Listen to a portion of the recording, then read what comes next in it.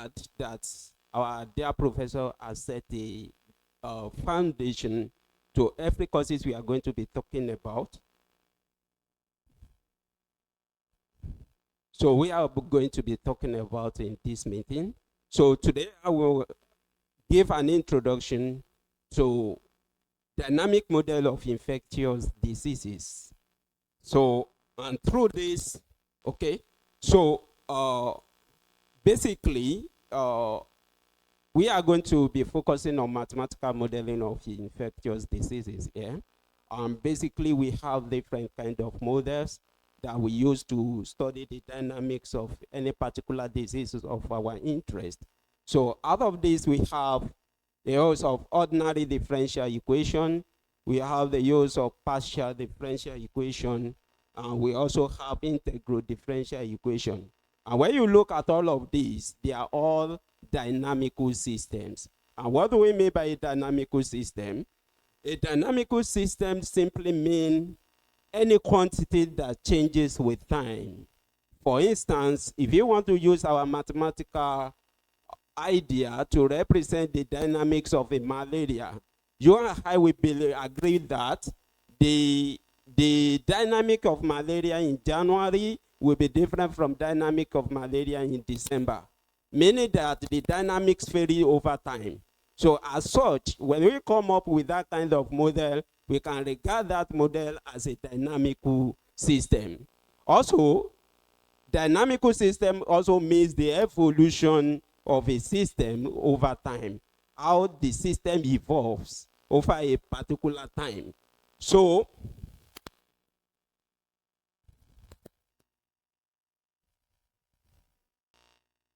okay, so dynamical system are mathematical objects used to model physical phenomena whose state or instantaneous description changes over time. All this I've said on this slide, it just gives it the meaning to the dynamical system. So here, we are talking about physical phenomena generally, but in this meeting, we are going to be focusing on infectious diseases. And as the talk goes on, we are going to narrow it to specific infections. Can I have the next slide? Okay, so in building a model, it all depends on what our interest is. So for instance, we may want to understand the dynamical behaviors or qualitative properties of the formulated model. So you and I will agree with me that we can have a model and use that model to study different scenarios. And like Prof mentioned, our key interest at this point is on quantitative. However, what is going to generate the quantitative result? There are certain qualitative analysis behind. Those qualitative analysis may not be showcased. However, we still need to have some grasp of some of these qualitative analysis. So here, our interest will be to understand the dynamical behaviors or qualitative properties of the formulated model. Here, having mentioned that we have different kind of model, we ranging from ordinary differential equation, partial differential equation, and the integral differential equation. We are going to be focused mainly on the use of system of nonlinear ordinary differential equations. So, and in order to achieve the qualitative properties of this model, there will be need for us to make use of some theory of ordinary differential equation. As such, for us to achieve this, several mathematical tools for analyzing dynamical system will be employed. Okay? We know that it is a common thing that for mathematical study, we lack some things, particularly the aim of the study, research questions. In fact, there was an argument that research question is meant for people in other areas different from mathematics, but that is not actually true. We will recall that Prof analyzes and gave us the structure of a proposal yesterday, or capstone project, so to say. So what is or are the aims of formulating the epidemiological model is very important. To every model we want to build, it is of interest to us to highlight the aim of conducting that study. Okay, so one of it could be that is it to study an epidemic, or so specific epidemics such as the 2014 Ebola transmission in part of West Africa, or is it to study the long-term dynamics of the disease, that is endemic diseases that are perpetually present in the population, particularly at the time of the study. And we have some of these, particularly in Nigeria, such as tuberculosis, HIV, malaria in Africa, and dengue in the Southeast Asia. So having this idea, if you are able to picture out the particular case we want to look at, is it epidemic or endemic disease, such that we can take a case study of COVID-19. When the first case index of COVID-19 was recorded in around March 2020, as at that time, we cannot be talking about COVID-19 being an endemic disease, because the disease was not here with us. The outbreak just occurred at that time. So as such, we can regard COVID-19 as an epidemic as at that time. And more so, we've not, people were started studying the biology of COVID-19 as at that time. So that led to people making use of just SIR model as at that time, because there was no much information at hand. So if you are able to provide answers to those two questions, we will be rightly guided if we be dealing with a closed population or not. And what do we mean by closed population? Population is closed if demographic parameters are negligible and are therefore not included in the model. And what are these demographic parameters? It has to do with immigration or emigration, and the birth and disease unrelated death. So if we neglect all this, it means that we are studying epidemic, an outbreak that occur within a very short period of time. But if the population is closed, then the demographic parameters are negligible and therefore not included. Okay, so population could be open when it is not closed. That means the inclusion of demographic parameters in our model will make the population to be open. And under this open population, we also have a varying population and a closed population. Okay, so if the birth rate is not equal to the death rate, it will mean that the population is open and is varying. That is, the population, the size is not constant. But if the birth and death rate are equal, then the population is said to be an open and constant population. So we need to have an understanding of this concept for us to know. So here we will be dealing with compartmental model. And by compartmental, it means that the population under study, that is why Prof mentioned yesterday that if you have a model, you agree that this particular model is addressing a particular population, until you also get data that are related to the disease of the interest that will make that study to be a location specific. And as such, any result that is coming out will be able to make a strong recommendation out of that study. But if there's no data for that particular population, so as such, we cannot make a data-driven decision related to that study. Okay, so the most simple compartmental model for infectious disease is SIR. And this is why we are starting from this particular stage. So if you look at this, we have, let's say we have the entire population denoted by N of T. So we want to look at this population being stratified into 3 different classes. And these classes are susceptible, infected and infectious individuals, and recovered. And at a particular time, no individual can belong to any two of these compartments.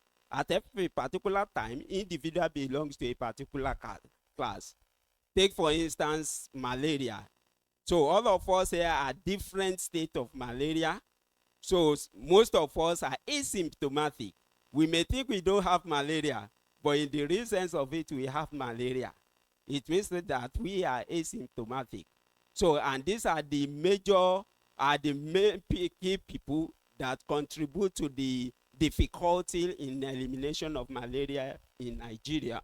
So we have susceptible individuals, I've said, and these are a set of people who do not have the pathogen in them, but they can contract the disease. That is, those people that are vulnerable to the contraction of the disease. And also we have infected and infectious individual, and this class of people have contracted the disease and they can spread it. They have already showing symptoms and they are capable of spreading the disease. And we also have removed or recovered individuals. And these individuals who have recovered or removed through death cannot be reinfected. So they cannot be reinfected. Okay, so from that from that chart, we can draw this particular flow chart indicating how people move from one compartment to the other. Just like I said, somebody cannot remain in a particular state, particularly for an endemic disease, for the rest of his or her life.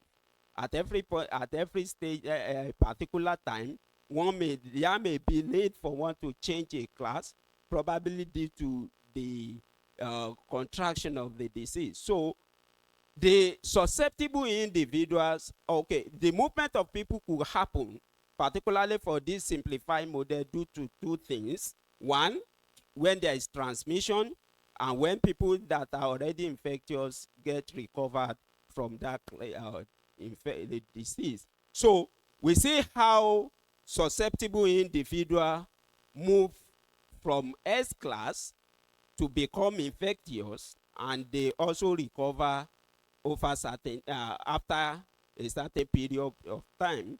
So that's the illustration here. So that transmission, so the transmission here can only happen when susceptible individual have an effective contact with an infectious individual. That means that this particular susceptible individual have has an effective contact with infectious individual, and based on being an effective contact, the contact leads to transmission. As such, person will move from this compartment and then move to the infectious class, and over time the person gets recovered. So which is assumed to be natural in this case. Okay, so moving from that movement, we want to see how we can relate transmission and then the recovery mathematically. We said transmission can happen due to contact between susceptible individual and what? Infectious individual. So it will mean that the S and I, they come in contact.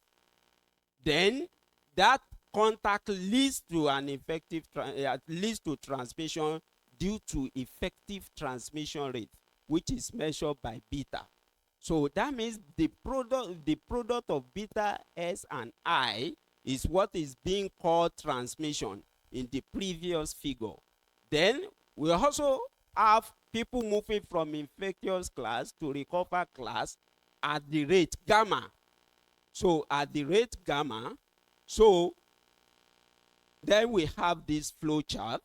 So from this flow chart, we can come up with a system of differential equation which govern the dynamics of that particular disease of interest, such that the rate at which each compartment changes with respect to time is governed by the system of differential equation given by the SDT is equals to minus beta SI.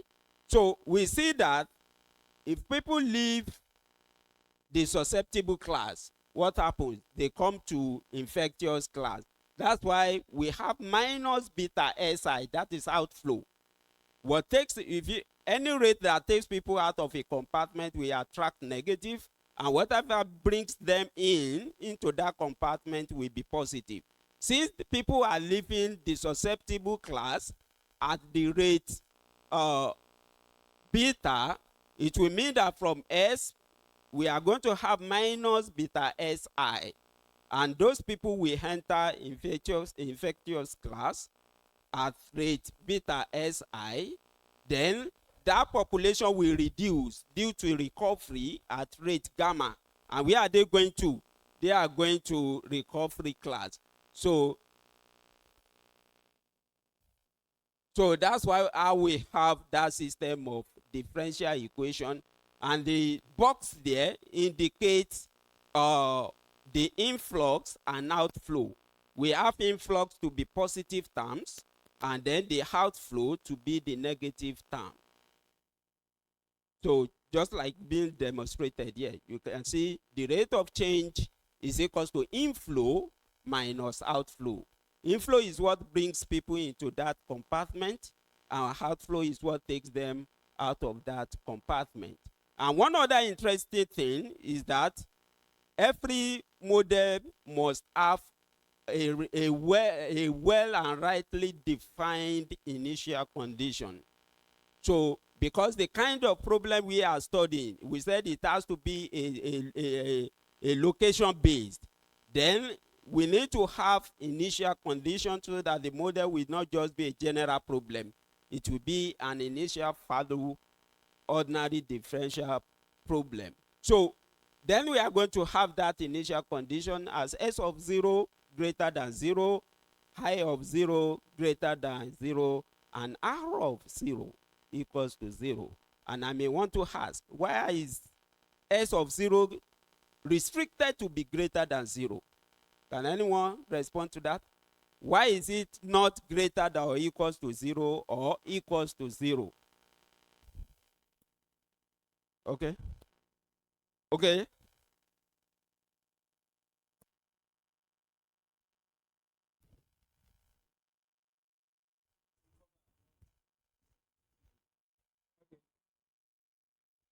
Hello. Why is, if you observe this, R of 0 is equals to 0. Why is S of 0 not equals to 0? Because someone has to get susceptible and infected before getting to recover. Okay. Okay. Let's have a response from this end. Okay, thank you.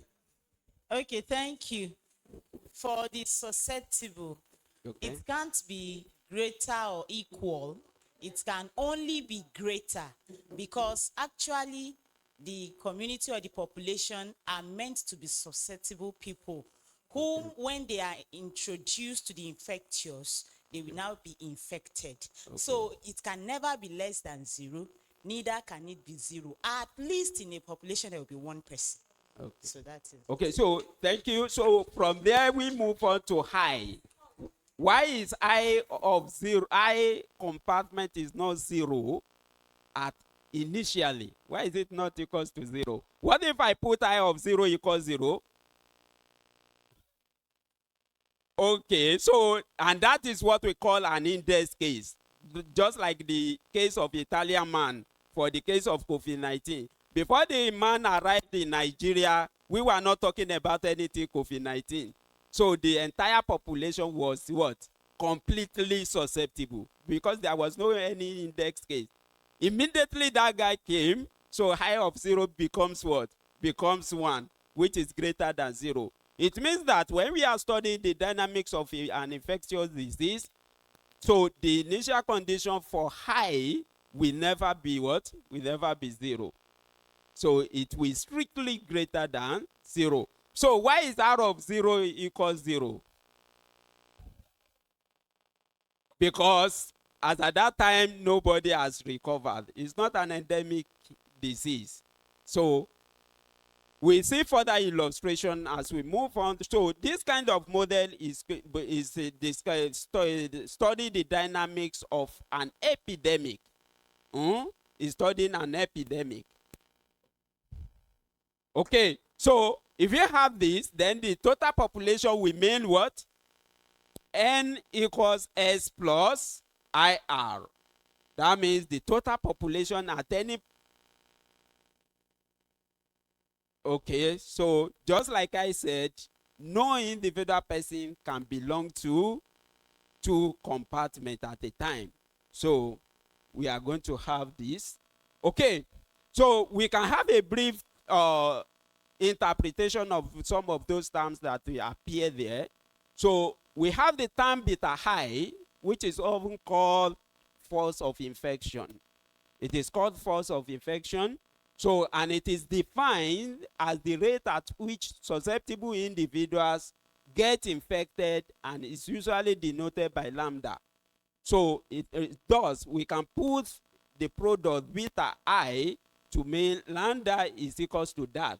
So where beta Si is referred to as an incidence, and this incidence is what we term new cases of that infection. Are we together? So now, when it comes to the quantitative study of this model, so we know the first stage of it is to get what? Is to get data. If you get that data, we need to know the kind of data we are relating with.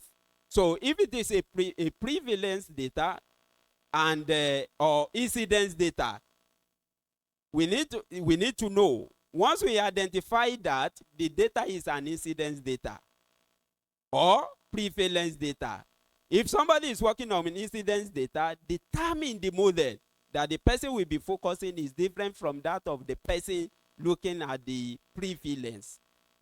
Is that fine? Okay. So beta SI referred to as incidence, the number of new cases. So 2 most frequently used incidence functions, that is mass action and standard incidence. So we have those 2 commonly used, or there is another one which is called saturation incidence rate. So we also have that one, but the most commonly used are these. So, and we see the reason why we may settle for either of the 2. So the mass action incidence is given as f of s comma I is equals to beta Si. So the one introduced in this particular model is mass action, which is given by that. So this is also known as density dependent transmission. So it means that the contact rate depends on the density of the population, and that is why it is being referred to as density dependent transmission rate. So the more infected people around, the more likely is to catch this disease. Can we see that? So the more the infected people, suppose we have a place like, let's take for instance a population with a small size. Let's say a village, such that at least every 1 week an individual will come to the market and interact with people, like some of us that are from villages. So we realize that there's a particular market that if at all you've seen somebody for years, if you want to see that person, you only need to go to that market. We have that kind of population. So in such population, the more suitable force of infection to use is what? Is density dependent. But when the population size is large, so we talk about frequency dependent. So the mass action incidence assumes that every susceptible comes into contact with every infectious. Can we see that assumption? So it means that an infected person can easily get in contact with susceptible in that population, and as such, one may think about a population with small size. Okay, so this is valid for small population, just like I've said, particularly a classroom. Okay, so the standard incidence is given as f of si is equals to beta s times I over n. And we also call this as frequency dependent transmission. The contact rate depends on the frequency of contact and not necessarily on the density of the population. Can we see that? It depends on the contact an infectious person or susceptible person has with the infectious person. So, for instance, for sexually transmitted diseases, it does not matter how many people around you have STDs. It only matters how many of them you have sex with. Can we see that? So it does not matter if you have contact with many people with STDs. But once one have sex with an STDs carrier, so that we give account to possibility of the transmission of STDs to that person. It is suitable for large populations. So the use of frequency dependent, just like I said, as a contrary to the case of mass dependent, that be density dependent, it will be suitable for large population. Okay, so one building thing, a model, a particular model, cannot capture everything around a particular disease. So it always depends on what is the aim of that particular study. And this will mean that every model is limited by its what? By its assumptions. So that's why it is always important that for every model we come up with, we clearly state the assumptions of that model. Because the model assumption in infectious disease modeling are the set of simplified rules on conditions used to represent the complex dynamics of disease transmission. So just like my prof told us one day, that one of those days, that the model assumption can also be considered as a limitation of that work. And then modifying that assumption can also give birth to further research. Because someone might have made an assumption that may not work for a particular location. So if you are now using that model to study the same dynamics of the same disease in a different location, one may need to relax that assumption, and that will give birth to a new what? A new study. Okay, so then they simplify complex real world dynamics to make the models tractable. So one of those things we will to also ensure in building a model is that the model must be what? Must be tractable. So the prof mentioned the other time that he examined a particular student that was studying co-infection, and somebody also presented a co-infection model in the just concluded NMS, that the person was looking at 3 or 4 the co-infection of 4 diseases. So the question was leading to about 36 ordinary differential equations. So how would that person track that model? How is it going to be tractable? So a lot of information will not be able to reveal through that kind of study. So that is why it is important that whatever model we are building, so it must be, we must ensure that it is what? It is simple but not so simple and not too complex. It should be simple, not too simple and not too complex. So, okay. So every model is limited by what? By its assumption. Just like I mentioned the other time, the limitation of your study, mathematical modeling study, is what? Is the assumption of the model you have be able to come up with. Okay. So when we look at this map, there are many information we can get from this map. A map is also a model. Hope we know. Okay, so if you look at this map, it is a map showing the Ondo state. So, but the only thing we can see here are the local governments that we have in Ondo state. I may want to go down to know the, what is it called? The ward, the number of wards in each local government. By the time I put that on this map, what will happen? We will not see anything. Is that not true? So that means this model is also simplifying the information we have about Ondo State. So the models will not be too complex. Okay. So in the SIR model above, we have made some simplifying assumptions.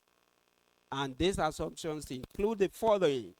One, the population is closed with no birth, death, or what? Or migration. We have made that assumption, isn't it? Because we've said that in the study of an epidemic, we don't consider those things. Can we hear your voice? Is that a question? Okay, so another assumption is that an infected and infectious individuals become infectious immediately after infection and remain infectious until they recover. Can we see that? Because we said it's an SIR model. We didn't capture the incubation period or the latency period of that infection. Is that clear? So we are saying that immediately the person gets infected, he or she becomes what? Infectious. Okay.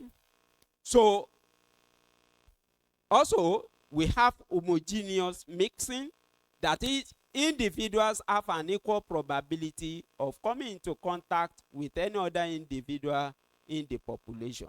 So we have also made that assumption. Individuals acquire permanent immunity. After recovery, I cannot be reinfected. That's why we see that there is only flow movement from I to what? I to R. There is no movement from R to any other place. So once you recover, you are permanently immune to that particular infection. So we have some infections that are like that, but why what? Why is also? Yes, it's an assumption. But can we say for a malaria, once you recover, if at all there is recovery, if once you recover, can you remain permanent to that?